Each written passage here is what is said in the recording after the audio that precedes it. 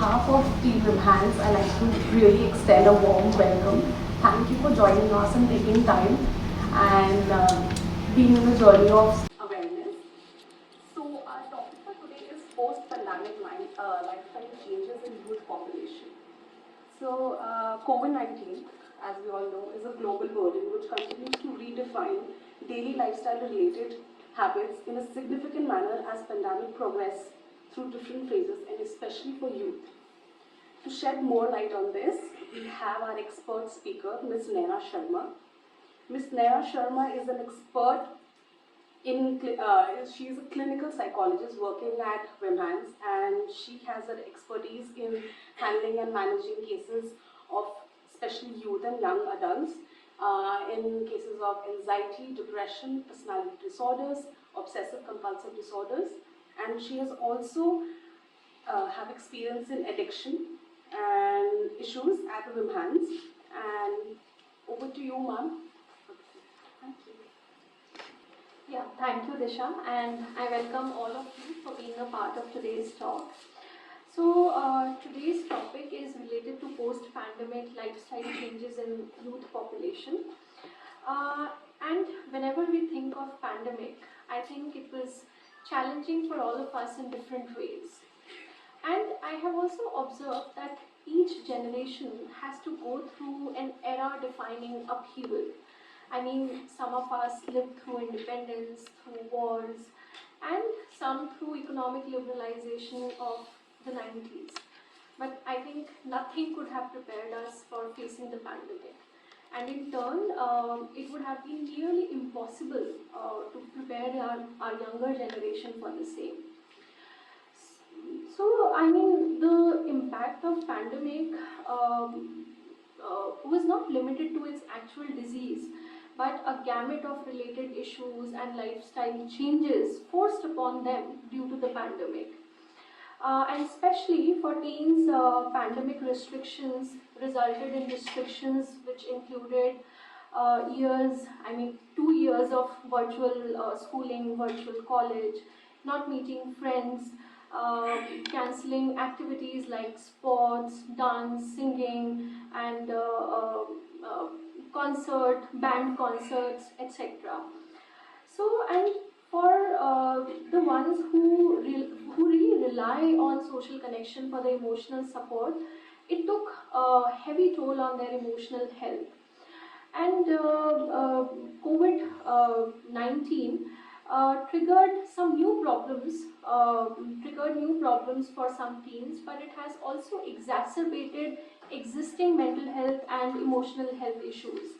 And isolation during the pandemic seem to have skyrocketed the cases of online gaming, addiction, and online addiction, digital media, spending more time on digital media. So we'll be covering the same in today's presentation as well. So before going ahead, let's understand the age criteria which belongs to this population. United Nations has defined youth as any individual who ranges from age between 15 to 24 years. And WHO has defined adolescent as individuals in the 10 to 19 years age group and youth as the 15 to 24 years age group. So, if we look at adolescent period that initiates transition into adulthood. So, this adolescent period, it is marked by puberty and sexual maturity. Basically, a search for self-identity with personal values and autonomy happens at this time. And individuals become more abstract, more idealistic, and they become more they are more goal-directed towards education. So, for adolescent period also, there are 3 stages. One is 10 to 15 years age, which is also known as early adolescence, and during this time there are rapid and extensive physical changes which happens because of gaining puberty.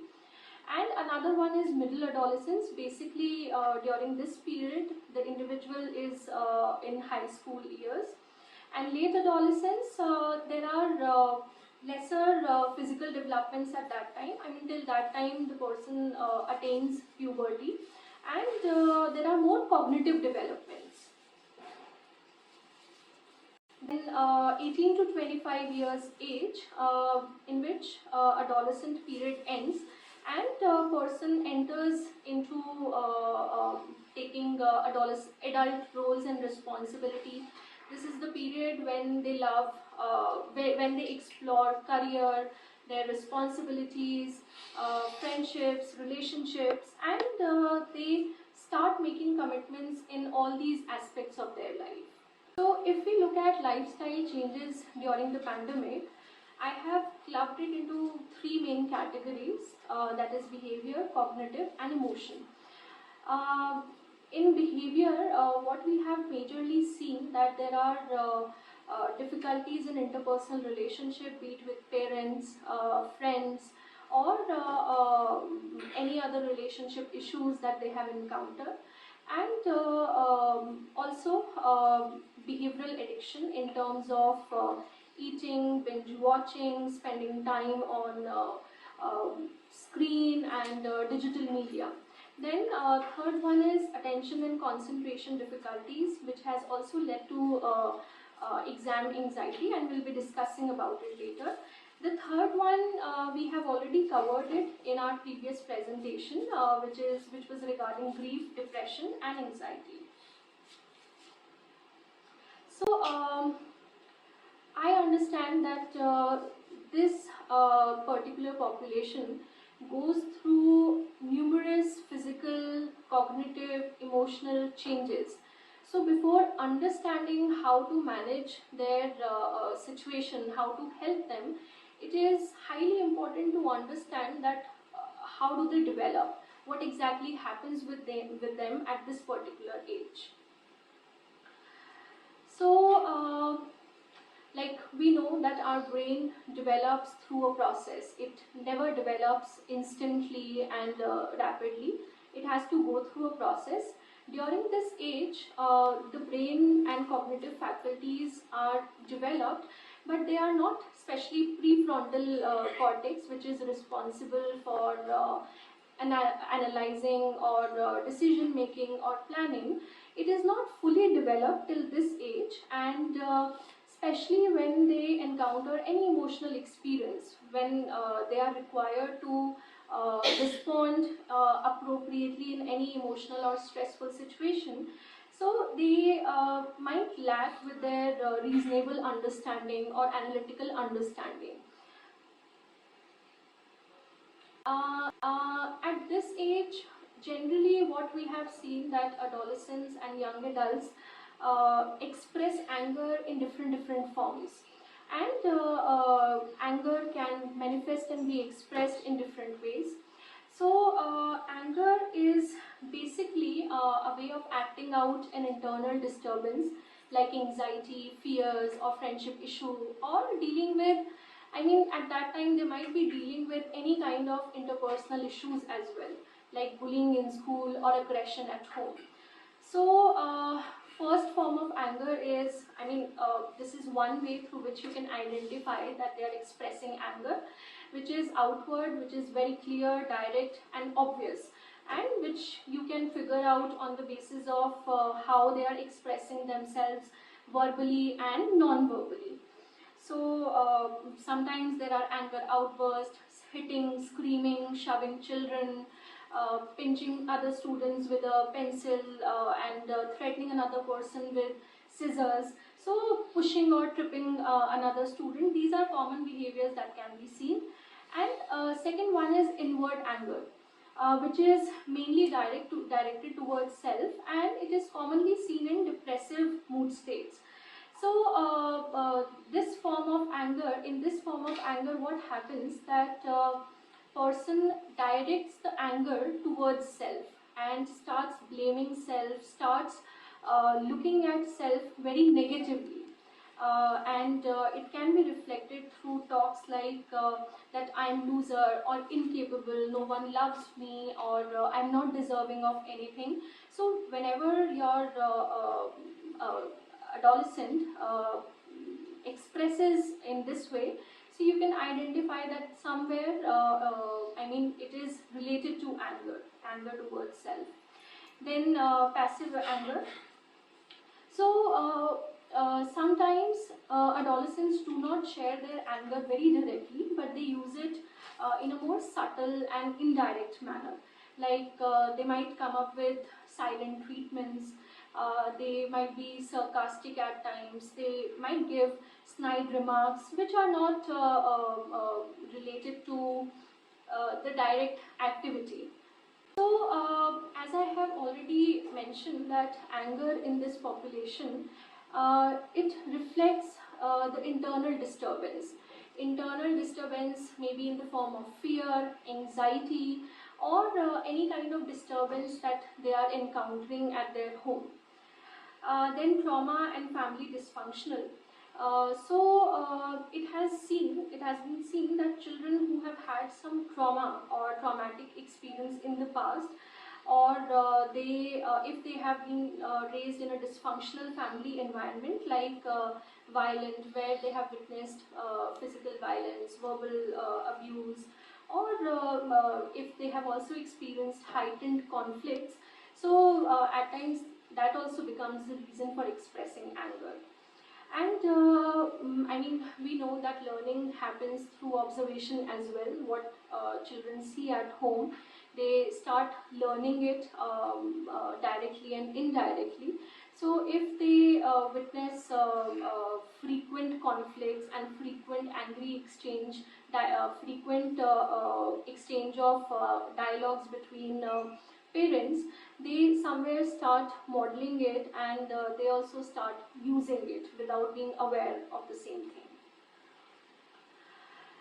If we talk of their cognitive development, so this is the time when they are more equipped with their cognitive resources as compared to previous age, and they can think more scientifically, means that they can devise various strategies, they can implement various strategies, and they can test those possible solutions. Another important feature of this developmental phase is egocentrism. So what happens, you must have observed in your kids as well, that they are very concerned with themselves. They are very conscious of what they are wearing, what they are saying, what they are eating. And interestingly, they also believe that the way they are focusing on themselves, everyone else is also doing the same thing. They feel that they are the center of attention, and everyone else is like an audience to them. So there comes imaginary audience here. Audience is real, but their perspective is very imaginary. Even if another person is not looking at them, they feel that they are being given attention, and if they are not being given attention, then they anticipate that there are some wrong things that they might be doing, or they might be that might be happening with them. So this is what they process cognitively. And then another one is personal fable.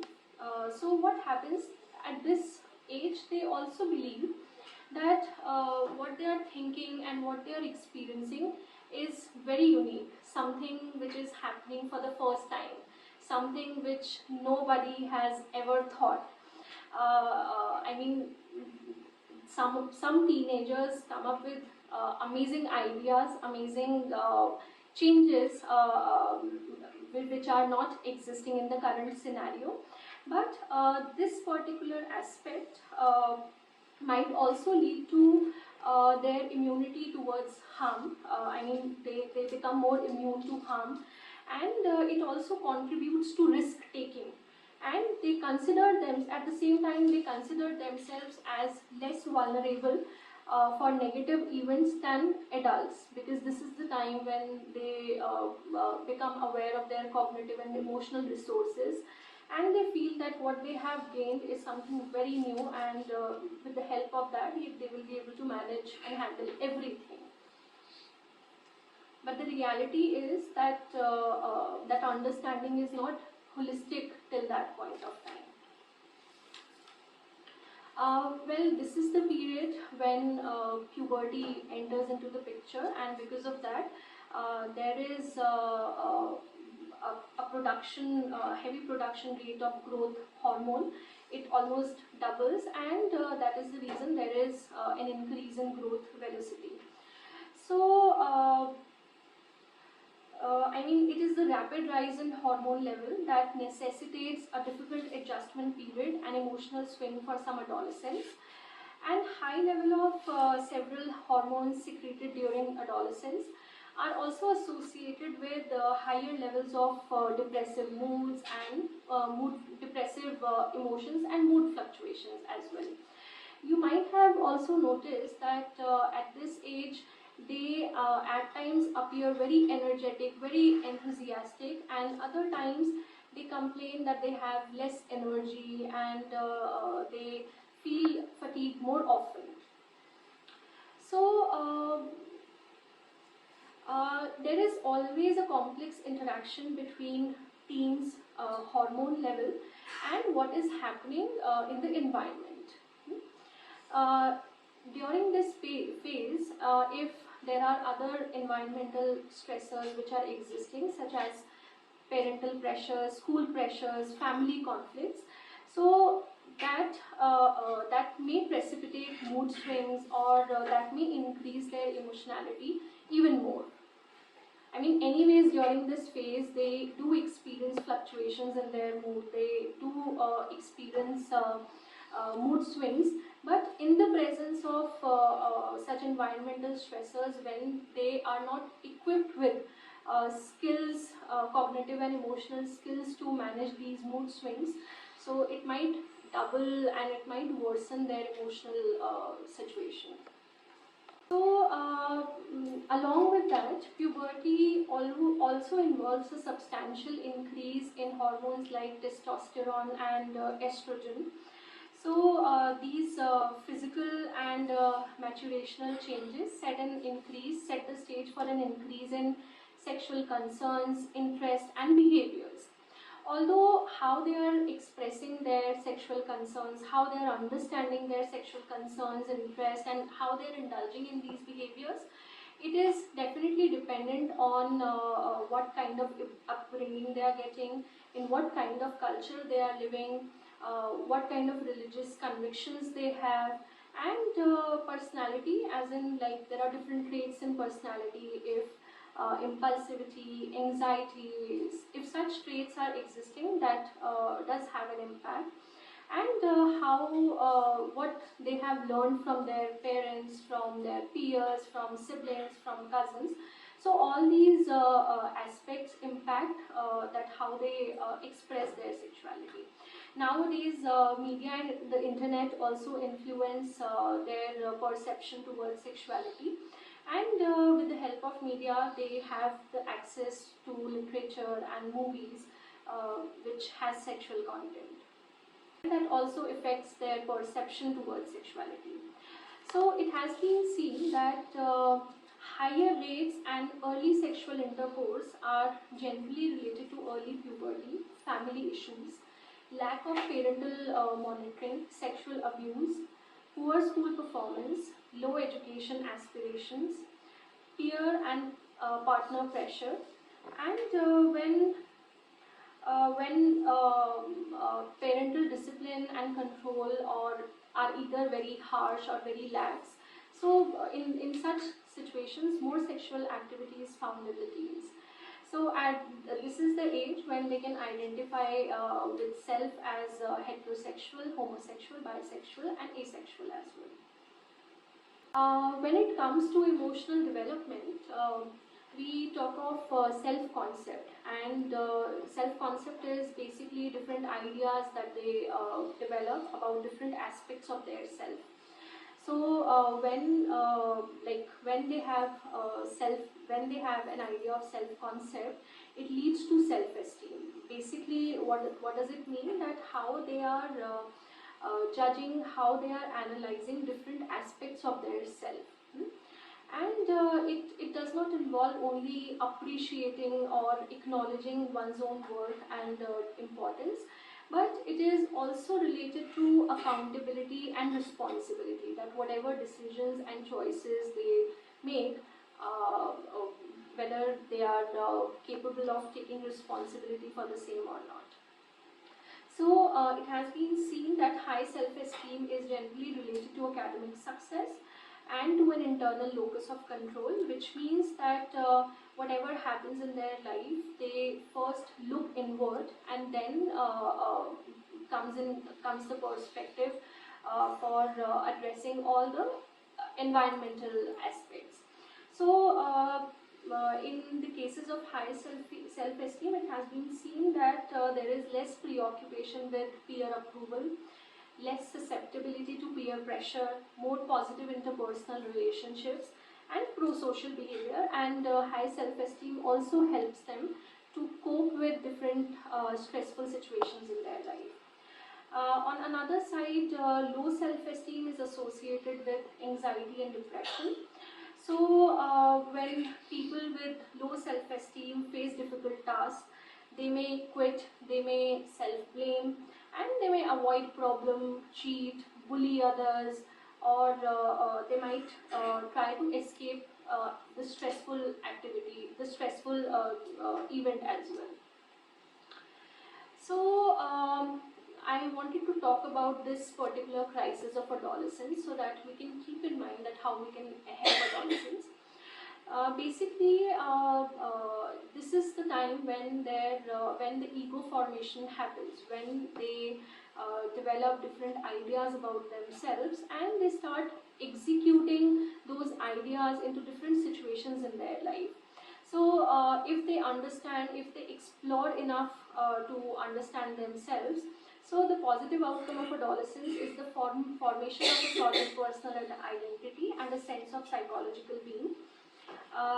If it doesn't happen, if they don't understand themselves, if they don't understand that how to deal with stressful situations, if they don't understand whatever is happening to them, why it is happening, and whatever decisions and choices they are making, whether it is in their favor or not, then it may lead to role confusion, which is the negative outcome of adolescence, and which also involves feelings of aimlessness and failure to develop a personal identity. So how we can encourage this process of identity formation? One way is exploration, that we give enough opportunities to our adolescents to explore their values, their priorities, their style, their habits in different aspects of their life, be it education, co-curricular activities, relationships. And during this period, a teen can experience phases such as less, I mean, teen can experience uncertainty or disruption of well-being or subjective discomfort or confusion.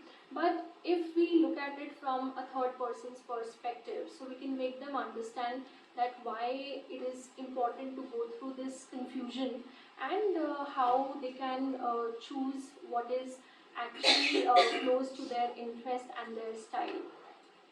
So when there is enough exploration, then it leads to commitment, which is, if they like something, if they are encouraged for pursuing something, they start putting efforts and they start showing their commitments to pursue the same activity, and that's how it starts reflecting in their decision. So here there are few ways to foster their self-esteem. So as we know that self-esteem is maximized when adolescents have a degree of choice, personal control, when choices are not being forced upon them, when they are being given enough options, and choose out of those options as per their interest, and that's how they move towards responsibility, and they develop a feeling that yes, based on their choices and decisions, they can become sufficient to contribute to the home, school, or community. Then reinforcing areas of competence by encouraging participation in such activities and helpful in skill building. At this time, the way parents show their approval and acceptance, that is also linked with self-esteem. Um, all of us know that failures are part and parcel of life. So how do we accept their failures? I mean, how we prepare them for accepting those failures is the next step, but how we accept those their failures, and how we avoid not giving them personalized negative feedback or criticism, that is the first step. What parents tell to their kids, they somehow internalize it. If you will say that okay, if you could not clear the exam, it means that you are not worthy. Somehow they start internalizing those phrases, and that's how they start seeing themselves. So here, this is most important, that how parents are accepting their kids' failures, and how they are encouraging their kids after facing failures. So, at this age, adolescent and parent relationship takes a very different kind of shape. It is the relationship often is typified by an adolescent pushing for independence. I mean, that is when children, there are a lot of restrictions that children has to face at that age. But when they move towards adolescence, they start pushing for autonomy. They start pushing for freedom. They stop asking you for going out. They stop asking you for doing certain activities, and they seek more freedom, and they would try to avoid restrictions. But parents take time in understanding that yes, this is the time when their autonomy can be respected. So during middle adolescence, especially toward the end of the period, till that time, if parents understand, if parents give enough freedom as per their age, so family relationships often show some improvement. Otherwise, what happens that even if they are not being given freedom, they do what they wish to do, and it impacts the relationship between them and their parents. They do those activities, but they would hide it, or they would manipulate, or they would cheat, and they would do other things to not make any bad impression. And at this age, even if it doesn't matter to them, even if they are making any kind of negative impression. um, During late adolescence, the relationship continues to change, but I have observed that no matter to what extent they become rebellious, to what extent they try to convince their parents, somewhere they always have this fear that they want to be liked, they want to be accepted by their family members, and somewhere they also feel disturbed if there is a disturbance in the family relationships. At that point of time, they might not be aware how to work on their interpersonal relationships, especially with family, but they get disturbed by all those things that happens inside the family if they are not being accepted as they are during this phase. So this phase is also linked with a lot of conflicts between adolescent and parents, and it generally arises from the common belief of adolescents that they are older and more mature than their age, and parents think that no, they are still innocent, they are still naive, and they do not know anything about the world, and there is a constant conflict which keeps going on. Uh, Conflict also occur on account of activities like daily routines, academics, peers, or vocational choices, choices of clothes, when to go out, with whom, where to go out. So these are the general concerns that we witness in our homes. These also occur as the adolescent become more definite in their beliefs, expectations, and express them clearly. I mean, if there are any wide differences between what parents believe and on the basis of adolescents' exposure, how they have developed belief and how they express their beliefs, that can also lead to a conflict. Also, large discrepancies are often found between the judgments of adolescents and their parents on personal safety or issues involving autonomy, which is basically centered around school, family relations, and money also.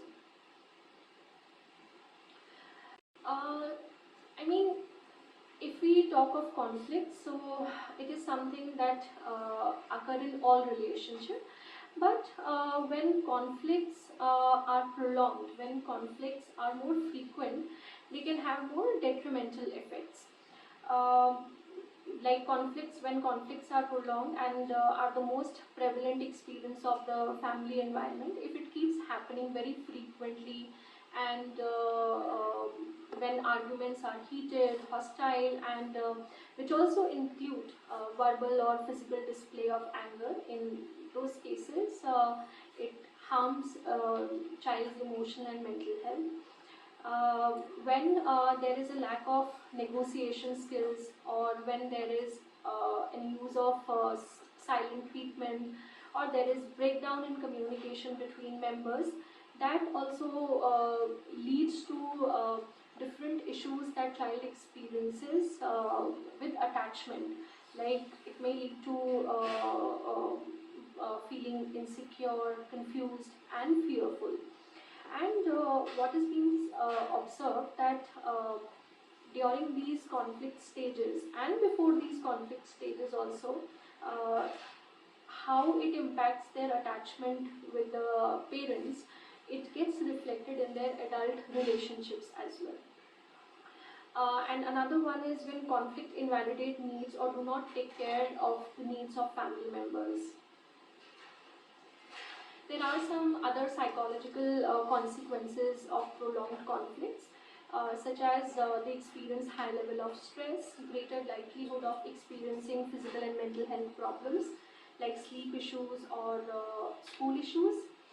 And some children externalize and internalize their stress in the form of different behaviors. It also leads to difficulty in interpersonal and problem solving skills, and it also decreases their social competence and self-esteem issues. And as I have already mentioned, that how do they internalize what they hear from their parents. So this negative internalized representation models of close relationships also impact their adult attachment and interaction patterns. So I mean, we have seen that what is the general nature of adolescent parent, adolescent peer, and their romantic relationship at this phase. What we can do to help them, that we can work on their coping skills, we can work on strengthening their coping skills, because it helps them to observe, to manage their own feelings, their thoughts, to understand their unhealthy patterns of communication, and this also helps in improving their interpersonal and negotiation skills. So first is emotional coping skills, where we can encourage them to build supporting relationships, like if there is dysfunction, if there is marked dysfunctional or dysfunction present in the family, so in those cases children feel embarrassed or at times shy to initiate their conversation with others, so they can be encouraged to build and initiate supporting relationships. Because what they experience in their interpersonal relationship, like lack of attachment or lack of trust and interpersonal challenges, they start projecting that these are the same issues they might encounter with other people also, and that somewhere blocks their way uh, before initiating any conversation or for maintaining any relationship. Then assertive training, it can actually help when to make them understand about their limitations, about their boundaries, so that they express themselves more clearly, they communicate themselves in a healthy manner, and whenever it is required, I mean, if they are if they are becoming a subject for experiencing someone's anger, there also it helps because they can be assertive in such situations. And there are other emotion coping techniques, which includes understanding feelings, managing hostile feelings, seeking support, engaging in problem solving, and disengaging from stressful situations. At this point, mindful practices can also be taught, which helps them to know that how important it is to be in the moment instead of anticipating about the future or sulking about what has happened in the past. Then behavioral coping skills. I mean, when it comes to managing emotions, it has been seen that what we do at thought level, how we manage our thoughts, and what we do at behavioral level, that has an impact on our emotions also. So here some constructive activities for distraction can be used, like indulging in hobbies, their journaling, exercising, or any form of relaxation exercising.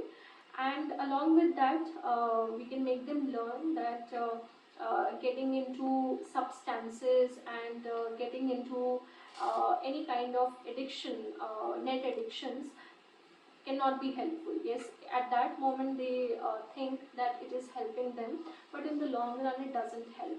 Then we can also help them to create a routine and structure, because behavioral work, especially activity scheduling, it helps in getting some control and predictability to their day.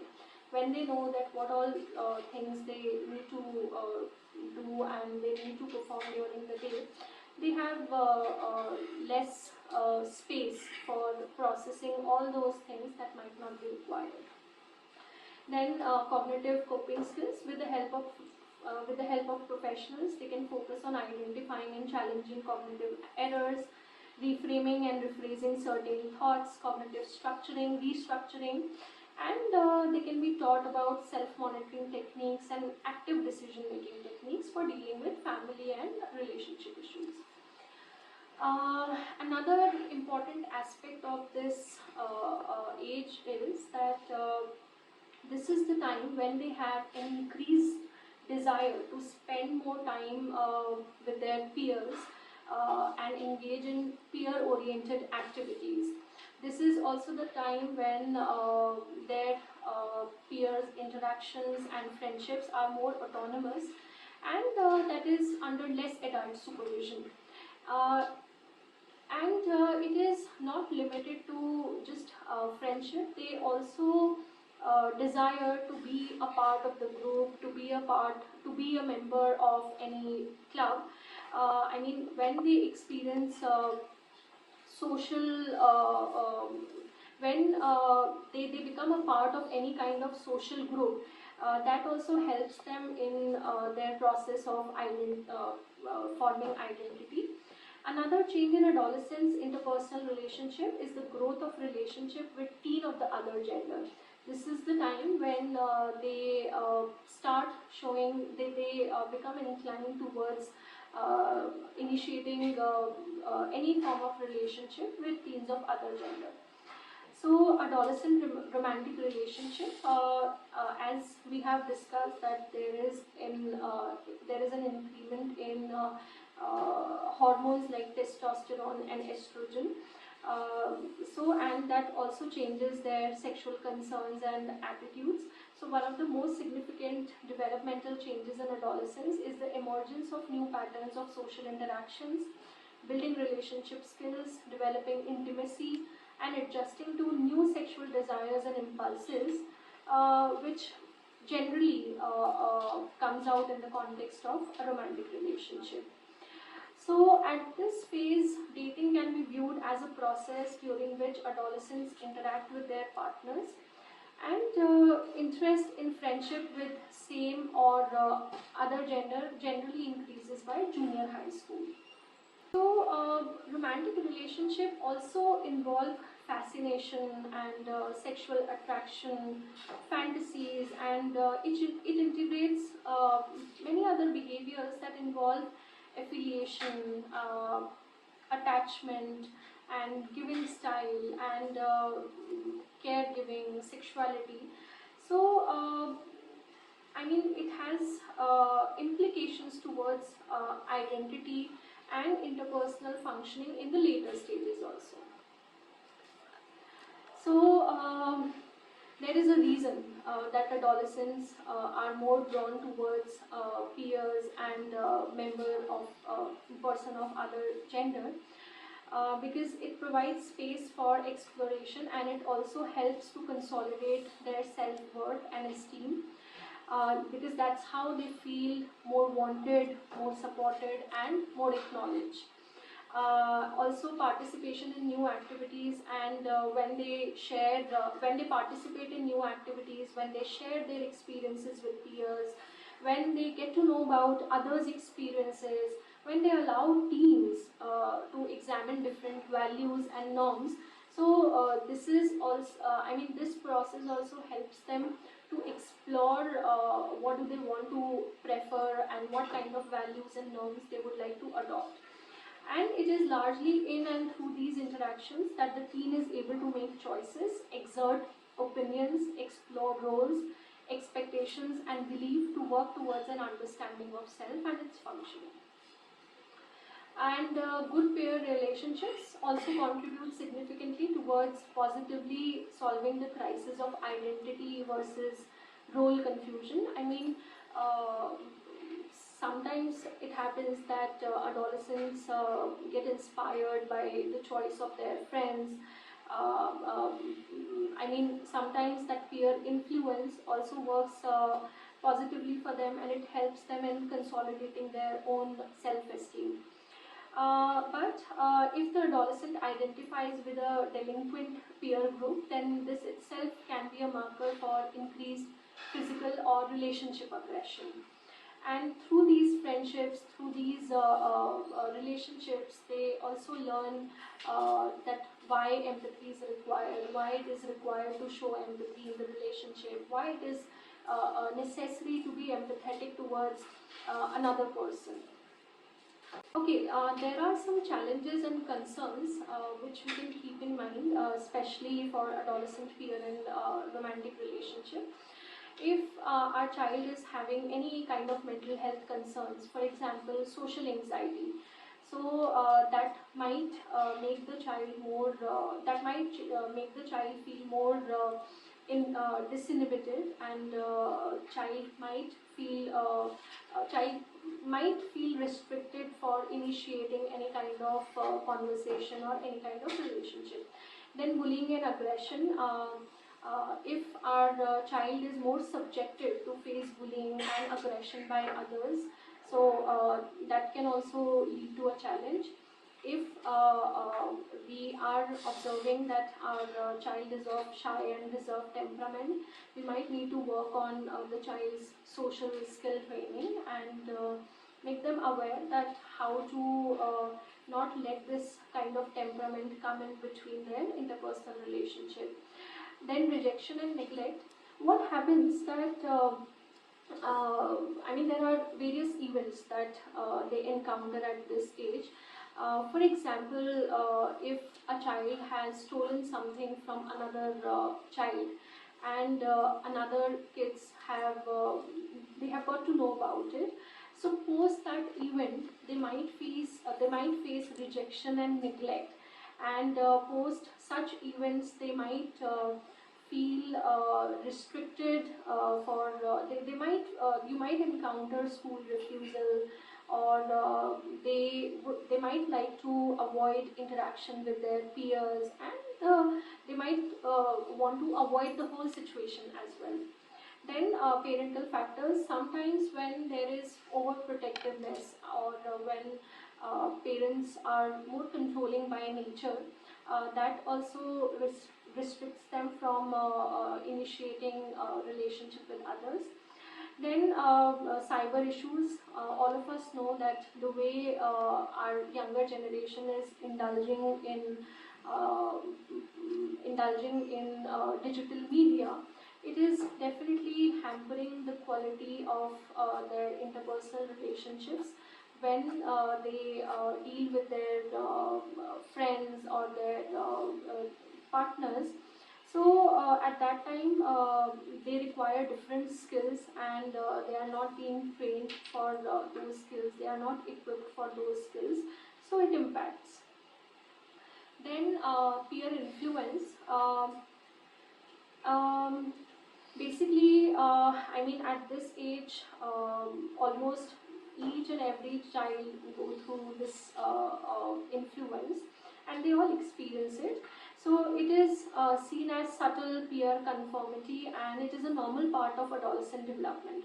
But we can be more aware of this, because it can hinder identity formation. If it is, and peer pressure can be recognized by the presence of these signs, like if there is marked increase in aggressive or delinquent behaviors, or if there are more risk-taking behaviors like substance use or rash driving, if there is a drastic decline in teens' academic functioning, or if there are any self-esteem issues or decrease in confidence, or if they are distancing themselves from their family, siblings, or old friends, and if you're noticing any distinct and peculiar changes in their behaviors and attitude of your child. And there are also few romantic relationship concerns that can be kept in mind. Uh, when they enter in relationship, they enter without crystallized identity, without having no prior experience of the same thing, without and at times it ends up being fluctuating, stressful, and at times daunting and confusing for them.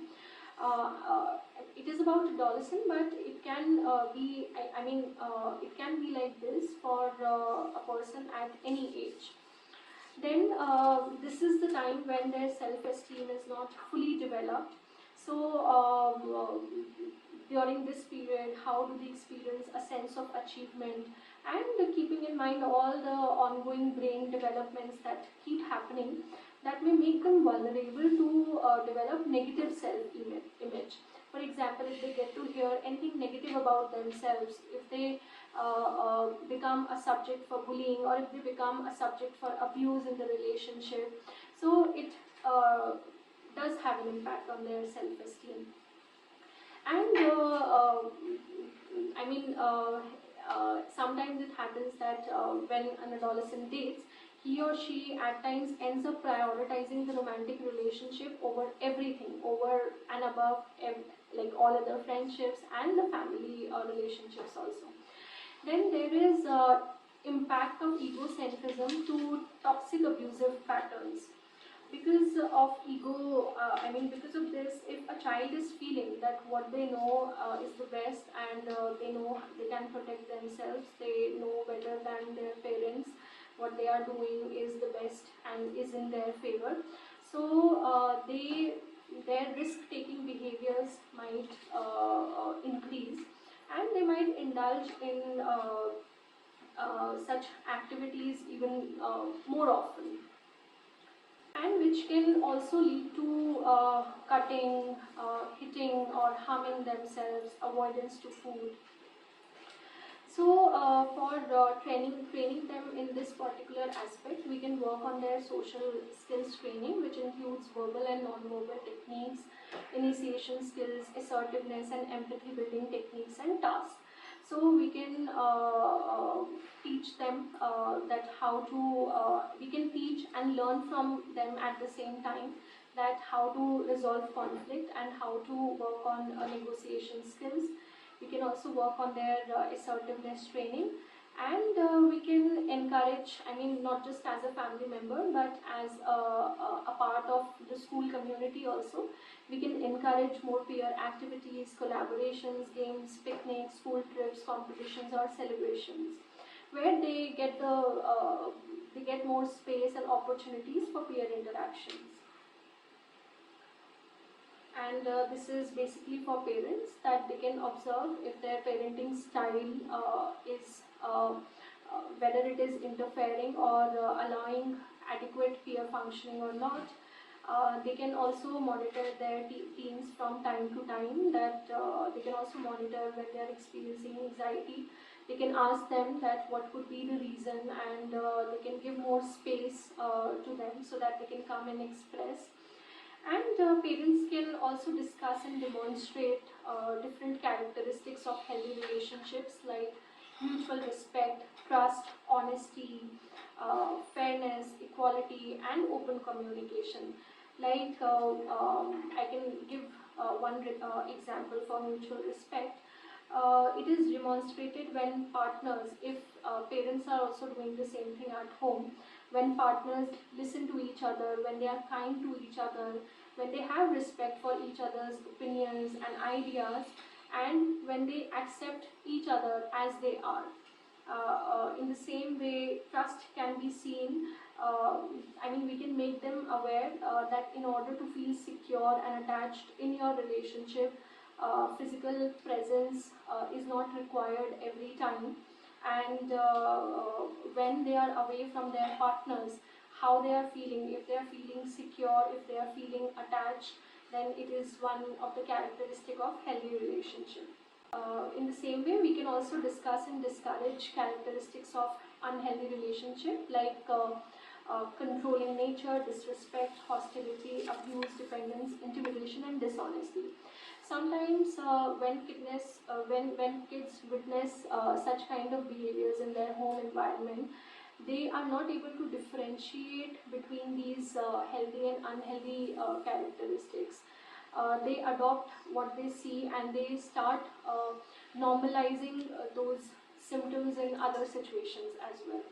So another is behavioral addiction.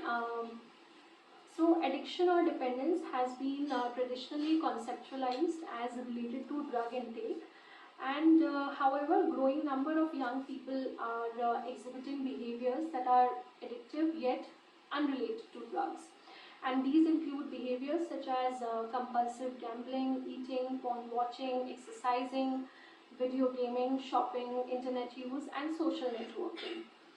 So there are reasons that they initiate and they maintain such behaviors, because it provides short-term reward to them, and it maintains this short-term reward sustains despite of their adverse consequences also. For the identification of this kind of addiction, we need to understand that whether, I mean, we need to be aware that irrespective of whether they are chemical or behavioral, it is comprised of these 6 aspects. So one is salience. It means that activity becomes the most important activity in their life, and it starts dominating their thoughts, their feelings, their behavior, their relationships, mood modification. What happens that at times they would use this activity.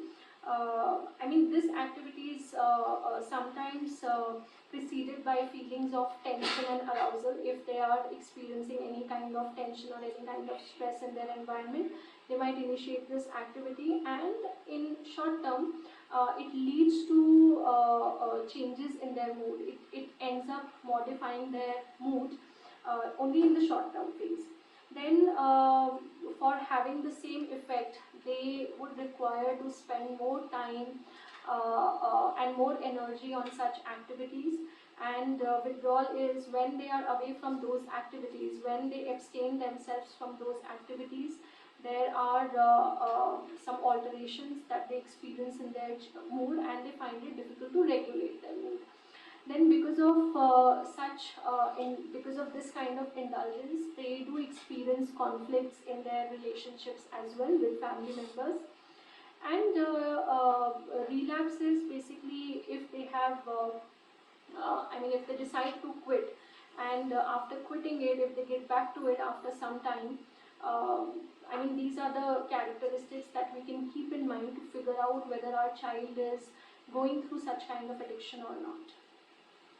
So there are a few consequences of such addiction, that there is a biased perception of time, failure, there is a failure to manage time, sleep disturbances are also there, and they at times end up skipping meals, and it also leads to unhealthy lifestyles. It also interferes with their academic work, social interactions, and other leisure activities. It can increase levels of social isolation, which results in depression, and it can make them fall prey to online predators, cyberbullying, harassment, and abuse, because they get to interact with strangers through these kind of unsafe interactions. And they also run a risk of being cheated of money, risking personal safety by sharing sensitive personal information, and getting into unsafe relationship online. So there are various contributing factors. Some come through genetic studies, other comes through their individual factors, through psychological factors like what kind of self-esteem they are holding, and what different traits they are having in their personality. And if we look at the neurobiological factors, so whenever they indulge in such kind of activity, it leads to the alteration in the dopamine pathway. Dopamine is basically a neurotransmitter which makes a person, which gives a person sense of achievement, sense of being rewarded, and in turn it makes the person happy. When there is repetitive engagement in such activities, there is definitely an alteration in the dopamine pathway, and that is how they keep seeking rewards through such activities. There are few red flags for identifying that whether your child is indulging in behavioral addiction or not. If there is preoccupation or occupation or obsession with Facebook, gaming, YouTube, porn, etc. If they are lying or hiding online gaming and internet use. If they disregard time limits, if they diminish interest, if their interest is diminished in other activities that used to be pleasurable for them earlier. This is what I got to know through one of my patients, that previously he used to go to play basketball on a regular basis, but at present, even after getting calls and messages from friends, he would prefer to spend more time to online gaming and avoid going to play basketball. Then there is social withdrawal from family and non-virtual friends also. So at times they use it to cope with the internal stressors. At times they use it for escaping from depression, anxiety, and they keep getting into it despite of negative consequences to their sleep, their physical, emotional health, relationship, or school or work as well. There are few tips to manage their addictive behavior. One is that we can encourage them to participate in their alternate interest and social activities such as sport, creative hobbies, etc. And this can be done at home and at school as well. Then monitoring, parents can monitor their screen use, and they can set clear time limits regarding their online spending. Then the whole family can model their behavior. They can unplug the Wi-Fi, and they can choose to stay away from their phone and gadgets at the same time, and that's how adolescent can also learn. Then using apps to limit their child's smartphone use. There are various apps which restricts them from using certain apps and websites, and there are apps which also limits their time on mobile phone. Then after pandemic, there are more issues related to attention and concentration difficulties also. These are some simple strategies and tips that parents can keep in mind, and they can help the children as well. They can keep the environment where they learn, study or carry out tasks as distraction free as possible. They can encourage and teach their child not to watch TV or indulge in any other thing while studying or doing homework. And they can also be taught to do the same activity at a specific time, and that's how it eventually turns into a habit. And giving them enough space, enough encouragement for indulging in physical activity. And we can also encourage them to take out time for rest before beginning any new task. And if a task is too big, so we can set a time for the completion of that task, and we can divide that big task into small tasks, and based on small task we can divide time limit as well. And we can also help them, we can also encourage them to go for those games and extracurricular activities which require focus. I mean, like even if they go for any form of classical dance or singing, that requires immense amount of focus, and that can also help them in their studies as well. Then exam anxiety is something which is also related to attention and concentration difficulties. I mean, little apprehension before exams is something that all of us have experienced. But if it starts manifesting at their physical level and emotional level and behavioral level and cognitive level, then we can take care of this. There are few tips to help them to manage their anxiety. We can take, I mean, if we are understanding that it is more debilitating in nature and it is more consistent and they are experiencing severe anxiety, we can take help of a professional, and they can be indulged in cognitive based self-management. Otherwise, there are some contingency management, like monitoring can be done, recording strategies can be done, and they can be given reward as well.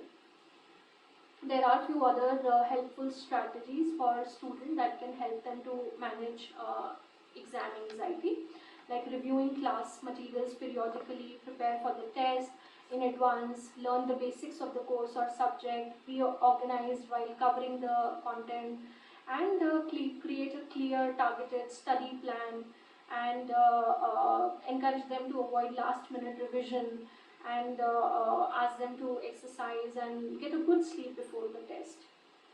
There are a few additional strategies for managing exam anxiety, and these few strategies teachers can also keep in mind, and parents can also teach to their kids. We can also tell them that there is a need for establishing reasonable rules and safe ways in which children can go online, and encourage them to stick to them. And while studying, they can place gadgets such as computer in a shared room and not in the child's bedroom.